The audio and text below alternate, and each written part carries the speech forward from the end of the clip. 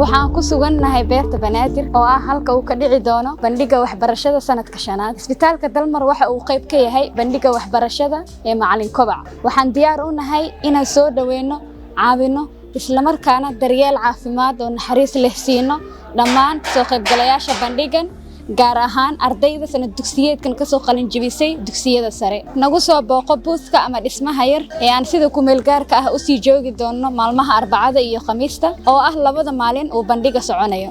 Hiigsigeenu waa caafimaadkaaga. Waxaan ku faraxsanahay inaan joogo goobta isbitaalka Dalmar uu ku leeyahay bandhiga waxbarashada kaasoo loo talagalay in lagu qaabilo dhalinyarada ka soo baxaya dugsiyada sare oo rabto inay ogaadaan noloshooda cusub, gaar ahaan nolosha jaamacadda, nolosha caafimaadka. Isbitaalka Dalmar wuxuu ballan qaaday saan hor u sheegnay qiimo dhimis iyo wuxuu ballan qaaday adeeg free ah. Marka waxaan rajaynayaa inaad soo booqan doontaan macallin Kobac.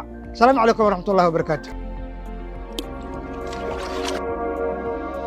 Dalmar Specialty and Teaching Hospital. Hiigsigeenu waa caafimaadkaaga.